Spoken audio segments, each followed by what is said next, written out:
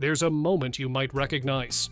You're in a room full of people, maybe at work, maybe at a family gathering, and someone younger says something like, "Just text me when you get there," or "Why don't you just share your location?" And you feel it. That small, almost imperceptible friction. Not anger, not confusion, just friction. Like you're translating from one language to another inside your own mind. Here's what people get wrong about this. They think it's about technology. They think you're resistant to change, or nostalgic, or stuck in the past. But that's not what's happening at all. If you were raised in the 1970s, you're not outdated. You're not clinging to some romanticized version of childhood. You're operating with a fundamentally different nervous system architecture.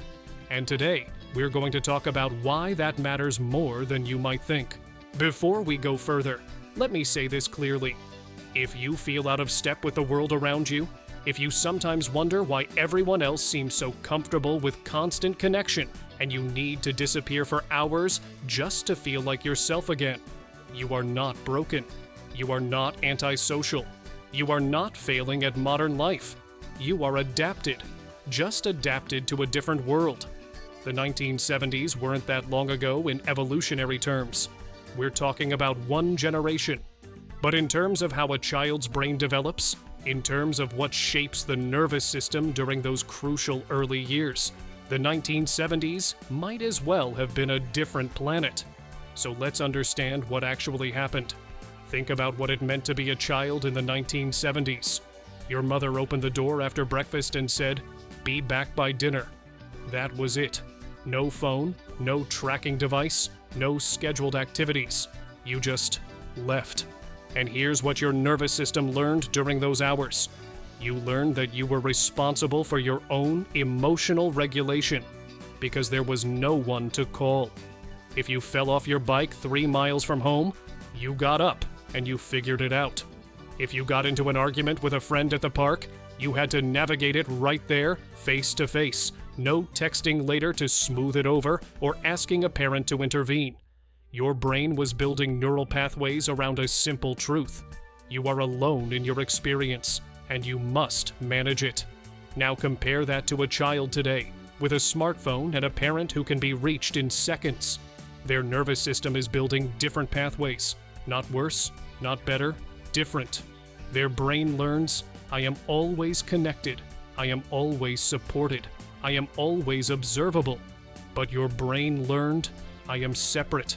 I am autonomous. I am unobserved. Do you see the difference? It's not philosophical, it's neurological.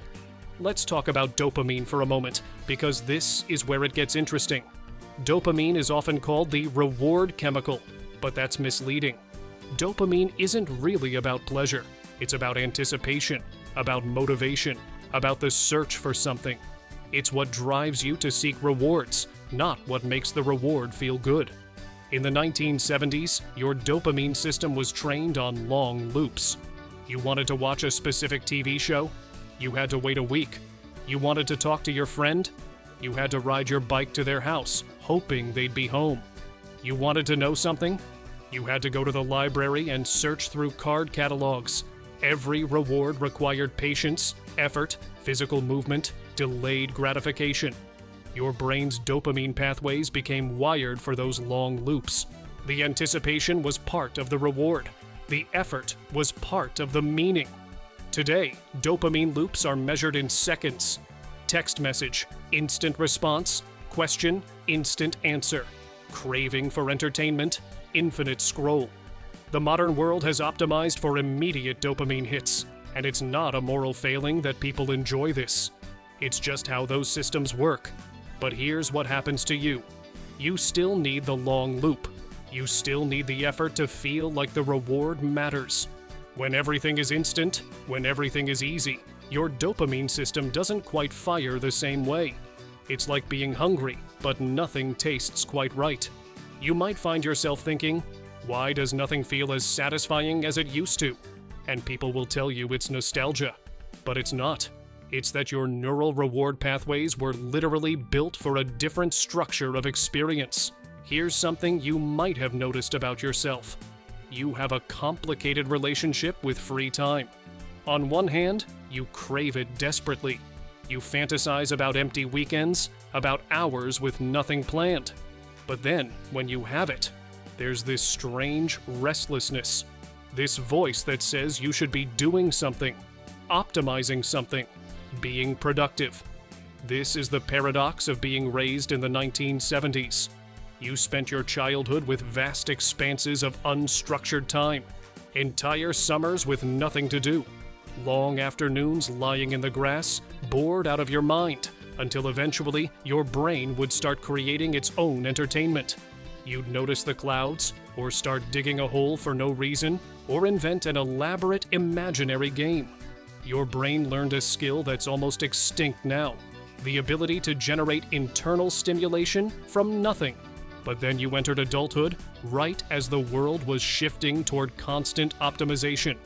Every hour scheduled, every activity measured, every moment of potential productivity tracked and analyzed. Your work culture taught you that empty time is wasted time. So now you exist in this strange space.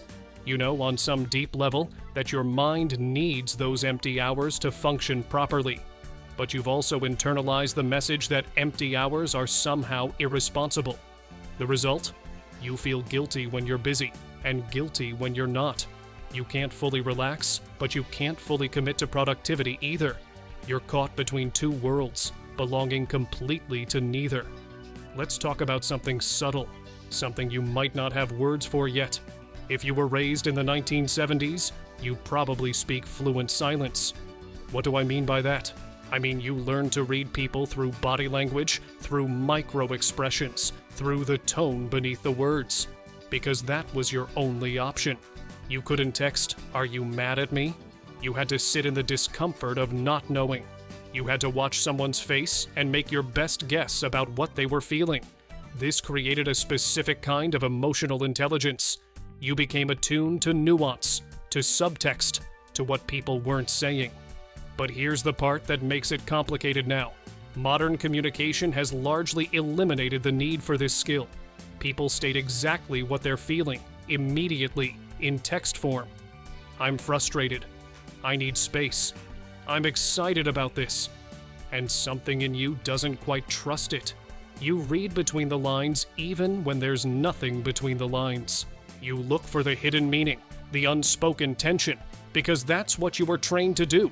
Someone sends you a short text response, and you spend 20 minutes analyzing it. Are they upset? Are they busy? Did I say something wrong? Meanwhile, they were literally just busy. The message was exactly what it appeared to be. Your nervous system is reading a language that isn't being spoken anymore, and it's exhausting. It's like being a translator when everyone around you already speaks the same language.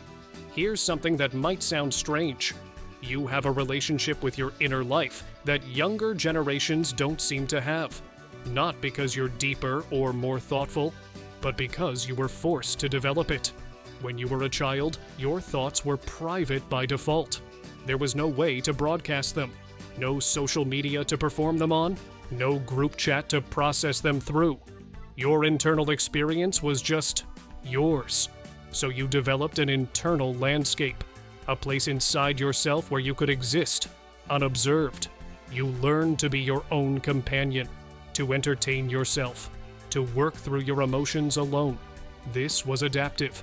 It was necessary, but it also created something permanent in your psychological structure, a need for inner privacy, a part of you that must remain unshared to feel real. Today, when someone asks, "What are you thinking about?" and you say nothing, you're not being evasive.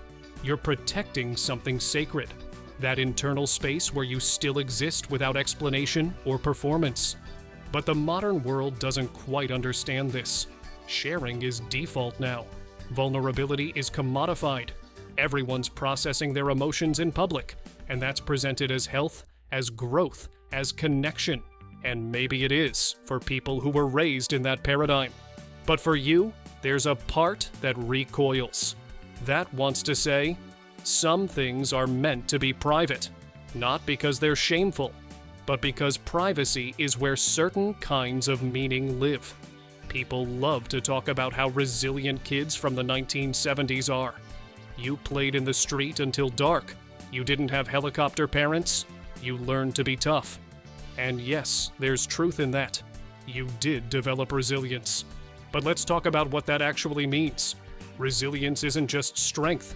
It's also a form of adaptation to lack of support. When you learn that no one is coming to help you, you develop the ability to help yourself. But you also develop something else, a deep reluctance to ask for help, a belief that needing help is weakness. You learn to minimize your needs, to talk yourself out of discomfort, to keep going when maybe you should have stopped. This serves you in some ways. You can handle crisis better than most people. You don't fall apart when things go wrong. You have this steady, almost stoic quality that others find impressive. But there's a shadow side you might not talk about. You're so good at being fine that you've lost touch with when you're not fine. Someone asks how you're doing, and you say, fine, automatically, not even checking in with yourself first. You push through exhaustion, through burnout, through genuine distress, because your nervous system learned that no one's response is really coming anyway. Why burden them? Why create a fuss? The world has changed. Support is available now in ways it wasn't then. Therapy is normalized. Boundaries are respected. People actually want to help. But your nervous system is still operating on the old code. I must handle this alone. I must not be a burden. I must be fine. And here's the really tricky part. When people offer support now, part of you doesn't quite believe it. You think they're just being polite, that if you actually took them up on it, they'd be annoyed or overwhelmed.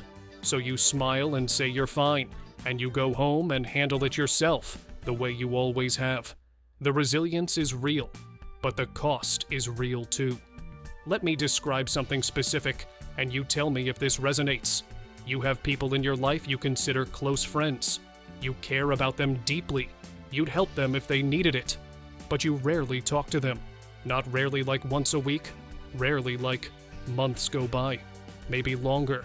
And when you do connect, you pick up exactly where you left off, as if no time has passed. This confuses younger people. They think friendship requires constant maintenance, daily texts, regular check-ins, visible, active engagement. But you were raised in a time when friendship was physical or it was nothing. Your best friend moved away in 5th grade, and you wrote letters for a while, but eventually you just moved on. Not because you stopped caring, but because the architecture of connection required physical proximity.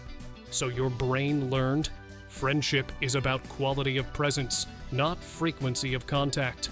It's about whether you can be yourself with someone, not whether you talk to them every day. And now you're in a world where friendship is measured by response time and engagement metrics, and something in you rebels against it. It feels performative, artificial, like you're maintaining a relationship for the sake of maintaining it, rather than because there's genuine substance there. You're not cold. You're not disconnected.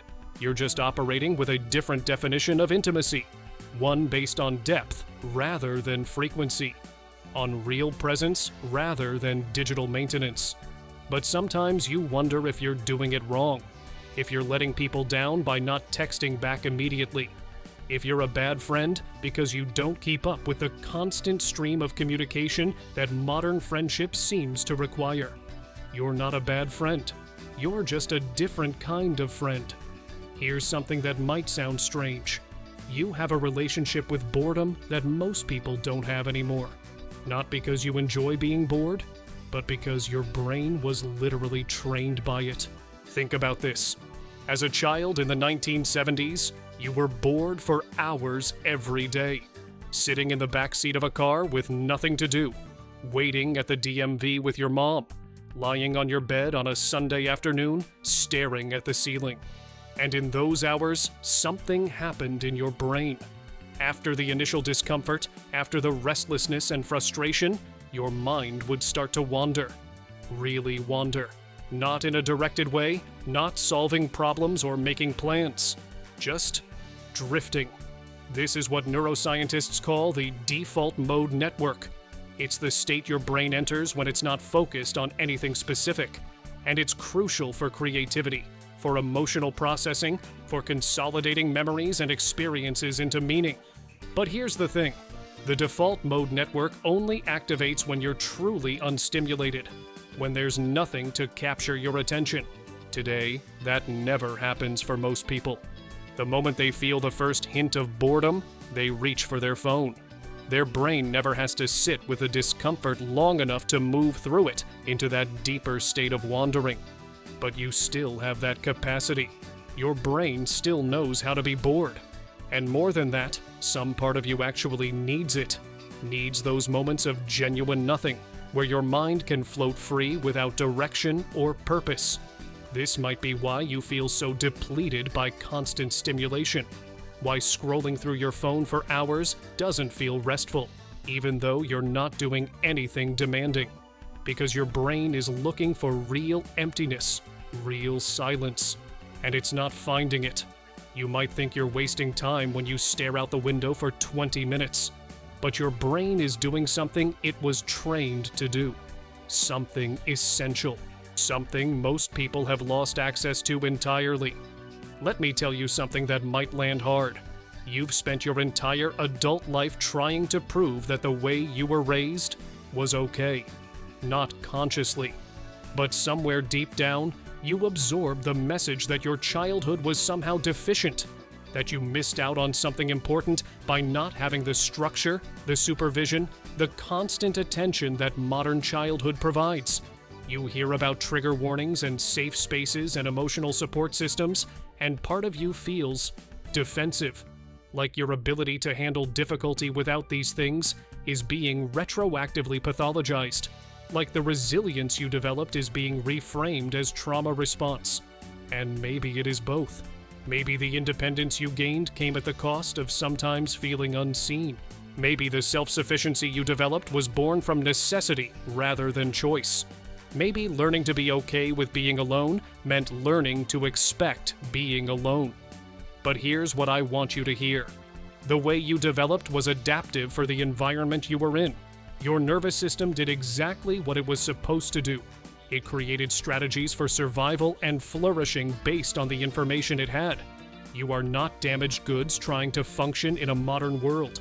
You are a person with a specific set of capacities, shaped by specific circumstances, carrying both strengths and vulnerabilities that are different from those of people raised in other eras.